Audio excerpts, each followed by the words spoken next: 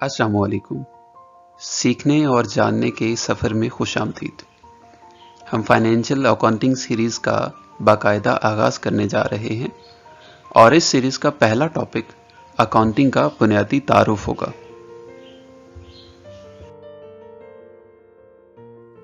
हम इस टॉपिक को डिटेल से डिस्कस करेंगे ताकि आप इस टॉपिक के मुतालिक तमाम अहम बुनियादी बातें समझ सकें और आपको मज़ीद किसी वीडियो की ज़रूरत महसूस ना हो। इसलिए ये टॉपिक 2 वीडियोस पर मुश्तमिल होगा। पहले हिस्से में हम समझने की कोशिश करेंगे कि कारोबार क्या है, कारोबार की अहम इकसाम कौन सी हैं, अकाउंटिंग क्या है, अकाउंटिंग को डिफ़ाइन करेंगे और इसके साथ साथ इस सब्जेक्ट की नेचर, इसका रिलेशनशिप, इसकी हिस्ट्री और इर्तिका को डिस्कस करेंगे। तो चलें शुरू करते हैं और बढ़ते हैं आज के टॉपिक की तरफ।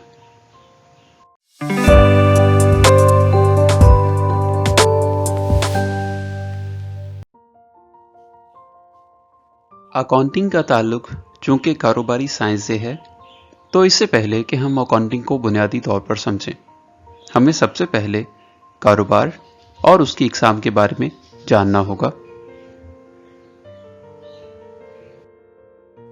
बिजनेस यानी कारोबार एक ऐसी टर्म है जिसके बारे में हम में से हर कोई जानता होगा।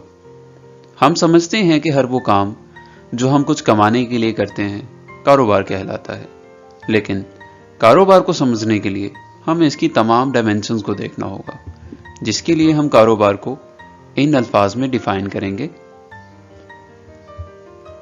Business is an economic entity that engaged in organized legal activities of producing and selling goods or services for money or other valuable considerations with the primary goal of earning profits and to maximize the wealth for the owners।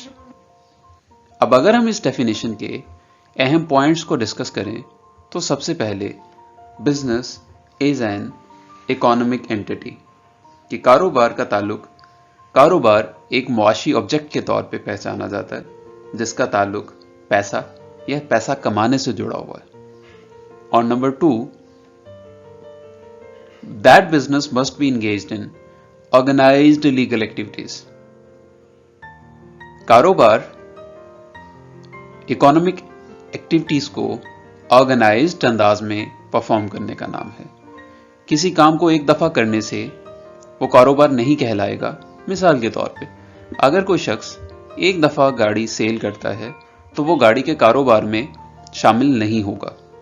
इसी के साथ साथ कारोबार legal activities को perform करने का नाम है। अगर कोई शख्स इलीगल एक्टिविटीज परफॉर्म कर रहा है तो वो कारोबार का हिस्सा नहीं होगा। और नंबर 3, कारोबार का ताल्लुक गुड्स या सर्विसेज की प्रोडक्शन और फिर सेल्स से है। कोई भी कारोबार गुड्स या सर्विसेज को प्रोड्यूस कर रहा होगा या फिर प्रोड्यूस करने के साथ साथ वो उसको सेल कर रहा होगा, और इसके एक्सचेंज में ऑन नंबर पॉइंट 4 वो पैसे या कोई भी और वैल्यूएबल कंसिडरेशन वसूल कर रहा होगा। अब इस सारी एक्टिविटीज को परफॉर्म करने का मकसद ऑन पॉइंट 5 या तो प्रॉफिट अर्निंग होता है, बेसिकली प्रॉफिट अर्निंग होता है, as well as wealth maximisation होता है कि ऑनर्स और इन्वेस्टर्स ने जो कैपिटल इन्वेस्ट कर रखा है उसे बढ़ा दिया जाए। सो अगर हम इस पूरे स्लाइड को सम करें तो कारोबार एक ऐसी मुआशी सरगर्मी है जो किसी कानूनी एक्टिविटीज़ में इन्वॉल्व हो, प्रोडक्ट्स और सर्विसेज को प्रोड्यूस और फिर सेल किया जा रहा हो, उसके अगेंस्ट मनी या फिर कोई भी वैल्यूएबल कंसिडरेशन वसूल की जा रही हो, और इस सारे काम को करने का बुनियादी मकसद प्रॉफिट अर्निंग हो और वेल्थ मैक्सिमाइजेशन हो। कारोबार के साथ साथ हम ऑर्गेनाइजेशन को समझते हैं। जैसा कि हम समझ चुके हैं कि कारोबार बहुत सी कॉम्प्लेक्स एक्टिविटीज को ऑर्गेनाइज्ड अंदाज में परफॉर्म करने का नाम है। इसलिए कोई भी कारोबार या इदारा अकेले काम नहीं कर सकता। इसे हमेशा एक टीम और मुश्तरका तौर पर एक स्ट्रक्चर की ज़रूरत पड़ती है। इस टीम और स्ट्रक्चर को हम ऑर्गेनाइजेशन का नाम देते हैं। तो अगर हम ऑर्गेनाइजेशन को डिफाइन करें, the business activity is carried out by the group of people who work together to achieve a common goal or objective. Such team is often referred to as an organization that includes owners, management, employees, products and customers. तो कारोबार के day to day operations को perform करने के लिए लोगों की एक टीम जो एक दूसरे के साथ कोऑर्डिनेट और कोऑपरेट करते हुए काम करती है, एक कॉमन पर्पस, एक कॉमन गोल को पूरा करने के लिए, जो कि आमतौर पर एक कारोबार के लिए उसका प्रॉफिट अर्निंग होता है। इस टीम को हम ऑर्गेनाइजेशन का नाम देते हैं। इस टीम में ऑनर्स और इन्वेस्टर्स भी शामिल हैं, मैनेजमेंट भी शामिल है, एम्प्लॉयज भी शामिल हैं और प्रोडक्ट एंड कस्टमर्स भी शामिल हैं। अब अगर हम इस डेफिनेशन के अहम 3 पॉइंट्स की बात करें तो ऑर्गेनाइजेशन लोगों पर मुश्तमिल होती है, इनका बाकायदा एक स्ट्रक्चर या अरेंजमेंट होता है और ये एक कॉमन पर्पस के लिए, कॉमन गोल के लिए फाइट कर रहे होते हैं। अब किसी भी कारोबार की तरक्की का इन्हिसार इसकी ऑर्गेनाइजेशन पे होता है। जितनी बेहतरीन ऑर्गेनाइजेशन होगी उतना ही बेहतर वो कारोबार ऑपरेट कर रहा होगा। कारोबार और ऑर्गेनाइजेशन को समझ लेने के बाद हम एक नज़र कारोबार की चंद अहम इकसाम पे डालेंगे। मुख्तलिफ ग्राउंड्स पे कारोबार की मुख्तलिफ इकसाम होती हैं।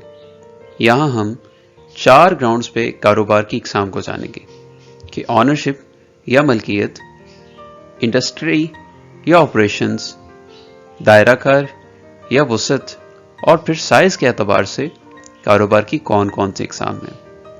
सबसे पहले अगर हम मलकियत की बात करें तो मलकियत के एतबार से कारोबार की 3 इकसाम होती है। सोल प्रोप्राइटरशिप या जिसे वाहिद मलकियती कारोबार कहा जाता है, एक ऐसा कारोबार जिसका मालिक एक अकेला शख्स हो सकता है। नंबर 2 पार्टनरशिप, जिसे हम शराकती कारोबार कहते हैं, एक ऐसा कारोबार जिसका मालिक 2 या 2 से ज़ायद शख्स मिलके बनते हैं। और कॉरपोरेशंस, जिसे कंपनीज कहा जाता है, एक ऐसा कारोबार जिसका कैपिटल डिफरेंट शेयर्स में तकसीम होता है और डिफरेंट शेयर होल्डर्स उसके मालिकान बनते हैं। सेकंड कैटेगरी में अगर हम बात करें इंडस्ट्री या ऑपरेशंस के हवाले से, तो कारोबार 2 बड़ी कैटेगरीज में डिवाइड होता है, प्रोडक्ट बेस्ड कैटेगरीज और सर्विसेज बेस्ड बिजनेस। जब हम बात करते हैं प्रोडक्ट और सर्विस की, तो प्रोडक्ट आमतौर पर एक फिजिकल एंटिटी का नाम है, जबकि सर्विस एक इंटेंजिबल चीज का नाम है। प्रोडक्ट बेस्ड बिजनेसेस की चंद मिसालें जूते, कपड़े, गाड़ियां, मोबाइल्स या ऐसी कोई भी चीज जो फिजिकली एग्जिस्टेंस रखती है।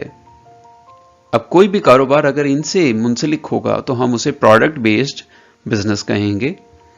ऑन द अदर हैंड अगर हम बात करें सर्विसेज की, तो for example banking, school, colleges, universities, ये सर्विसेज बिजनेस से मुंसलिक हैं।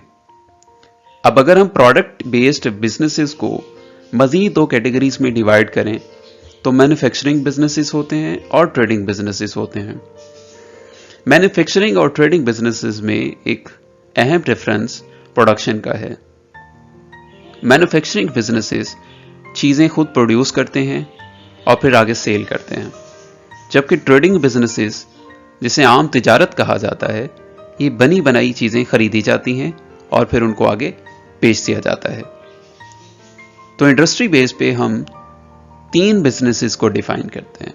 मैन्युफैक्चरिंग बिजनेसेस जो चीज़ें खुद बनाते हैं और फिर आगे सेल करते हैं, ट्रेडिंग बिजनेसेस जो बनी बनाई चीज़ें खरीदेंगे और फिर आगे सेल कर देंगे, जबकि सर्विसेज बिजनेसेस जो कि डेफिनेटली मुमकिन नहीं है कि चीज़ को पहले प्रोड्यूस किया जाए और फिर सेल किया जाए। तो सर्विसेज बिजनेसेस ऐसे बिजनेसेस हैं जो खिदमात का कारोबार करते हैं और वो खिदमात को ऑन द स्पॉट सेल कर रहे होते हैं। अगर हम तीसरी कैटेगरी की बात करें, तो स्कोप के एतबार से, वसत के एतबार से लोकल बिजनेसेस हो सकते हैं, नेशनल बिजनेसेस होते हैं, इंटरनेशनल बिजनेसेस होते हैं और मल्टीनेशनल बिजनेसेस होते हैं। लोकल बिजनेसेस ऐसे कारोबार कहलाएंगे जो एक छोटे महदूद पैमाने पे एक खास इलाके में अपना काम परफॉर्म कर रहे हैं। नेशनल बिजनेसेस ऐसे बिजनेसेस होंगे जो एक पूरे मुल्क में काम कर रहे हैं या जिनका दायराकार पूरे मुल्क में फैला हुआ है। इंटरनेशनल बिजनेसेस ऐसे बिजनेसेस होंगे जो चंद ममालिक पे फैले हुए हैं, जबकि मल्टीनेशनल बिजनेसेस ऐसे बिजनेसेस होंगे जो ओवर द ग्लोब अपना काम परफॉर्म कर रहे हैं। इसके साथ साथ अगर हम चौथे और आखिरी ग्राउंड की बात करें तो साइज के एतबार से हम बिजनेसेस को 3 कैटेगरीज में डिवाइड करते हैं।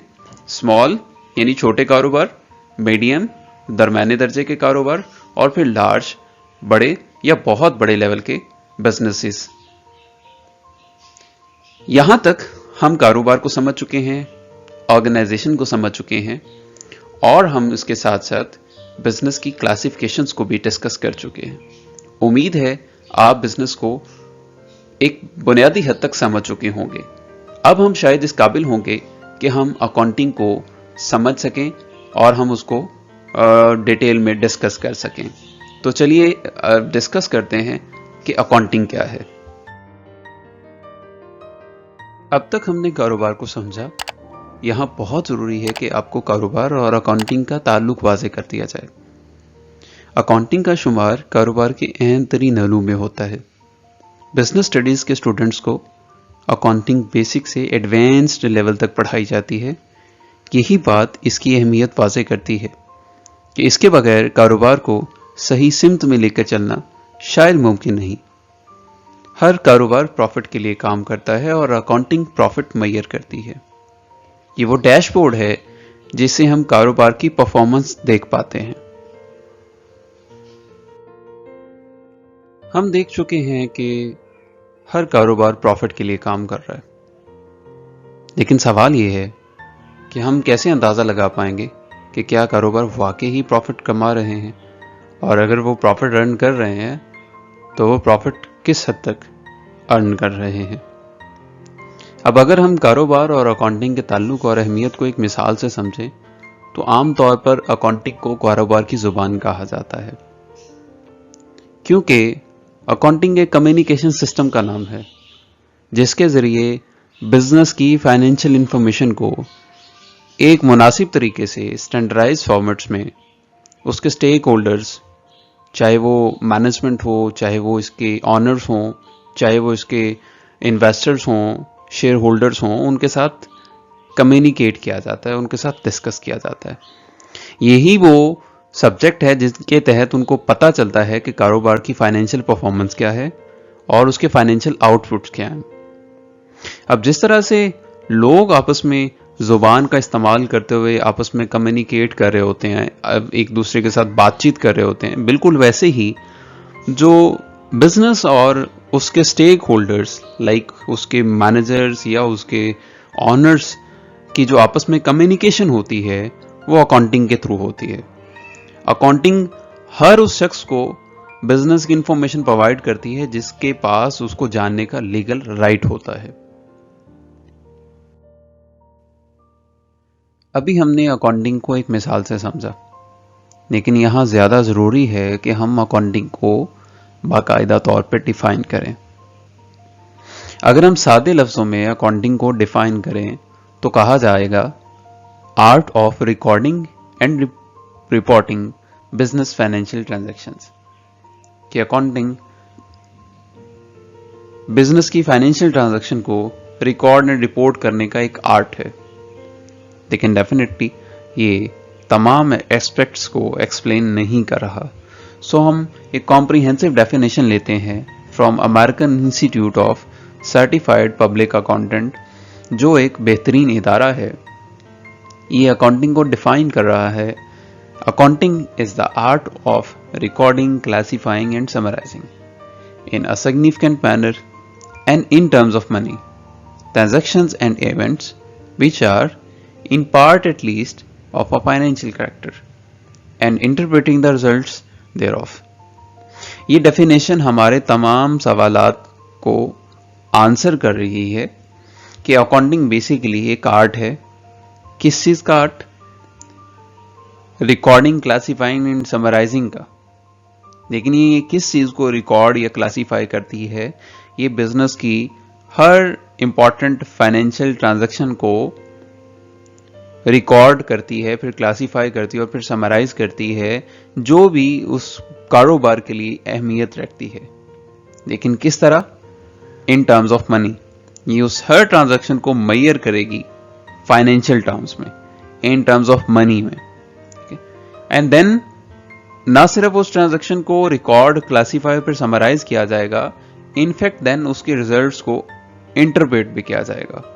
तो अल्टीमेटली अकाउंटिंग एक ऐसी चीज है जो बिजनेस के अंदर होने वाले हर अहम तरीन फाइनेंशियल इवेंट को, जिसे हम ट्रांजैक्शन कहते हैं, उसको रिकॉर्ड करके, उसको क्लासिफाई करे, समराइज करने के बाद उसकी रिपोर्टिंग और फिर उसकी इंटरप्रेशन तक।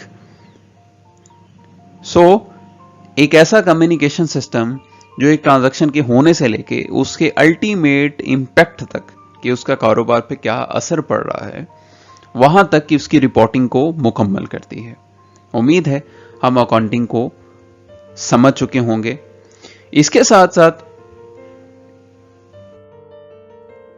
किसी भी सब्जेक्ट को समझने के लिए उसकी नेचर, उसके स्ट्रक्चर, उसकी हिस्ट्री और एवोल्यूशन को समझना इंतहाई जरूरी होता है।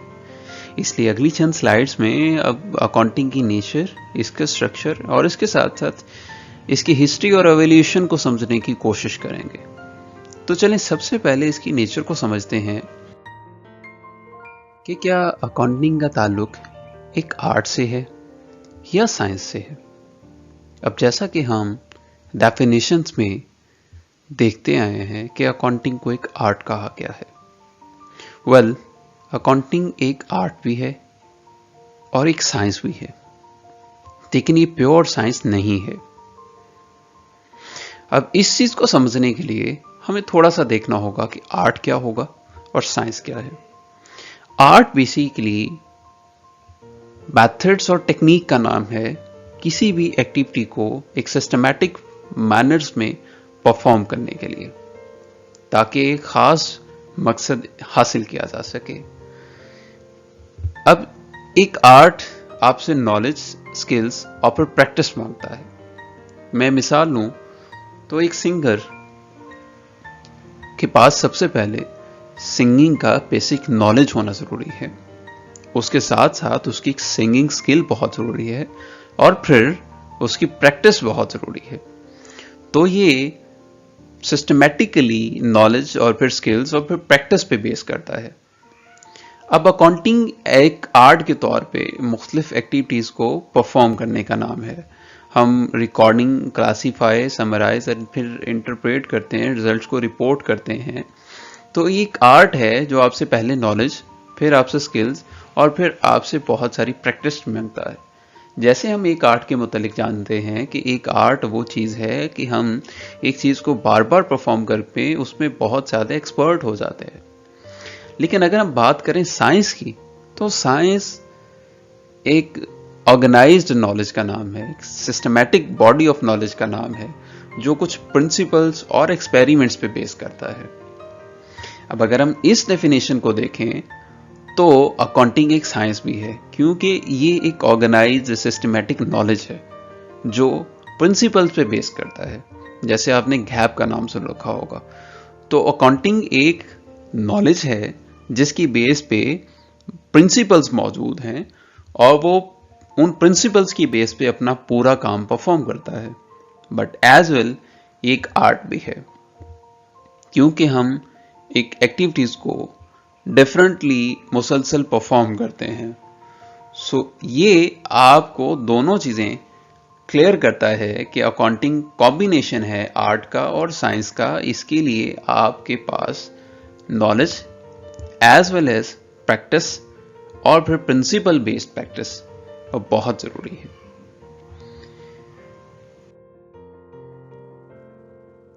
एक और अहम कंफ्यूजन की बात करते हैं। स्टूडेंट्स और अकाउंटिंग को सीखने वाले अक्सर कंफ्यूज रहते हैं अकाउंटेंसी और अकाउंटिंग में। अगर अकाउंटेंसी और अकाउंटिंग के फ़र्क को वाज़ेह किया जाए तो अकाउंटेंसी एक वसी टर्म है। ये इस पूरी फील्ड का नॉलेज रखती है, जबकि अकाउंटिंग एक माइनर टर्म है।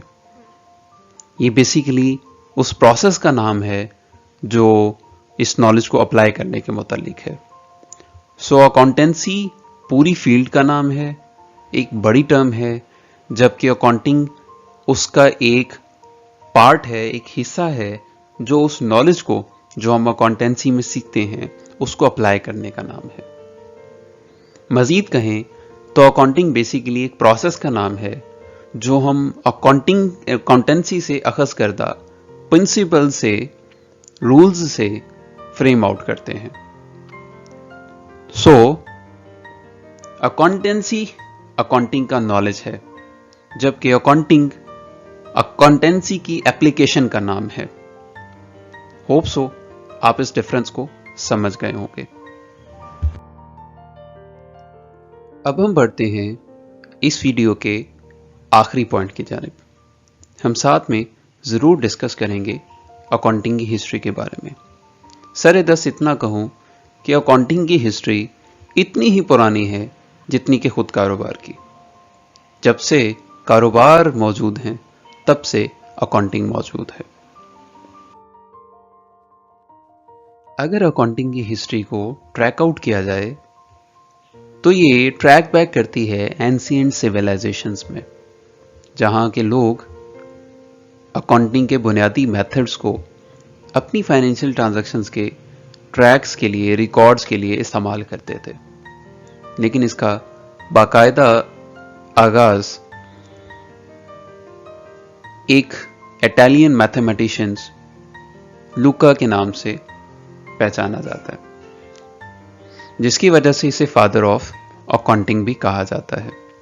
बेसिकली इसका कंट्रीब्यूशन 1494 में एक किताब है जो बुनियादी तौर पर रियाजी की किताब है, लेकिन इसमें एक सेक्शन अकाउंटिंग के एक बड़े ही बुनियादी से टॉपिक और बड़े अहम टॉपिक डबल एंट्री सिस्टम्स को एक्सप्लेन करता है। ये वही सिस्टम है जो आज भी मॉडर्न अकाउंटिंग की बुनियाद समझा जाता है। दुनिया के बाकी उलूम की तरह अकाउंटिंग को भी वक्त के साथ साथ मजीद एडवांस और इवॉल्व किया गया। अगर हम रिसेंट ट्रेंड्स की बात करें तो 19th और 20th सेंचुरी में अकाउंटिंग को ज़्यादा स्टैंडर्डाइज, ज़्यादा फॉर्मलाइज्ड होने का मौका मिला, जब इसके लिए बाकायदा प्रिंसिपल्स और स्टैंडर्ड्स को डेवलप कर दिया गया। ये सेहरा एक अहम इदारे American institute of certified public accountant के सर जाता है, जो 1887 में इवॉल्व हुआ और उसने जनरली एक्सेप्टेड अकाउंटिंग प्रिंसिपल को डेवलप किया। ये प्रिंसिपल आज भी अकाउंटिंग की बुनियाद माने जाते हैं और हम तमाम ऑपरेशंस इन्हीं प्रिंसिपल्स के तहत परफॉर्म करते हैं। इसके साथ साथ 20वीं सदी के मिड में अकाउंटिंग की फाइनेंशियल रिपोर्टिंग को मज़ीद कॉम्प्रिहेंसिव और मज़ीद इंफॉर्मेटिव कर दिया गया, जब इसके लिए रिपोर्टिंग के नए प्रिंसिपल्स और स्टैंडर्ड्स को डेवलप किया गया। 1973 में एक इदारा जिसे फाइनेंशियल अकाउंटिंग स्टैंडर्ड बोर्ड्स के नाम से जाना जाता है, यूनाइटेड स्टेट में स्टैब्लिश हुआ, जिसने मज़ीद प्रिंसिपल्स को डेवलप किया और अकाउंटिंग स्टैंडर्ड को मॉडर्न वैल्यूज़ पे अपडेट कर दिया। अगर हम मोस्ट रीसेंट ट्रेंड्स की बात करें तो जैसे मौजूदा दुनिया टेक्नोलॉजी से इम्पैक्टेड है, वैसे ही अकाउंटिंग भी बहुत सारी एडवांसमेंट लिए हुए है जैसे जैसे टेक्नोलॉजी इवॉल्व होती गई। आज हम देखते हैं कि दुनिया के तमाम काम कंप्यूटराइज सिस्टम्स पे परफॉर्म किए जा रहे हैं, तो बिल्कुल जो अकाउंटिंग का काम है ये भी कंप्यूटर्स पे शिफ्ट हुआ और आज वो मैनुअल काम जो है वो कंप्यूटराइज अकाउंटिंग सिस्टम्स के साथ क्लाउड बेस्ड अकाउंटिंग सॉफ्टवेयर्स और आर्टिफिशियल इंटेलिजेंस और मशीन लर्निंग का इस्तेमाल किया जा रहा है। तो बाकी तमाम डिपार्टमेंट्स और उलूम की तरह अकाउंटिंग के नॉलेज को भी रिप्लेस किया जा रहा है थ्रू इंटेलिजेंस और थ्रू मशीन लर्निंग।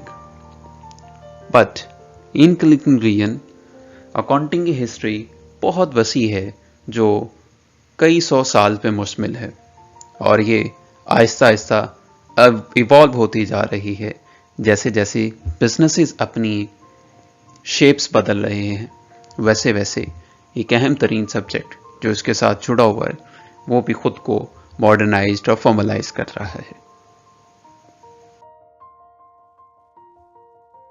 आज के लिए इतना ही। इस टॉपिक का बकिया हिस्सा दूसरी वीडियो में मुकम्मल किया जाएगा जिसका लिंक डिस्क्रिप्शन में मौजूद है। उम्मीद करता हूं आपके लिए टॉपिक फायदेमंद रहा होगा। हमें कमेंट बॉक्स में अपनी कीमती राय से ज़रूर आगाह करें ताकि हम मज़ीद बेहतरी ला सकें। हमारी मोटिवेशन के लिए इस चैनल को सब्सक्राइब ज़रूर कर लीजिए और इसे शेयर भी कर लीजिए। आप सबका बेहद शुक्रिया।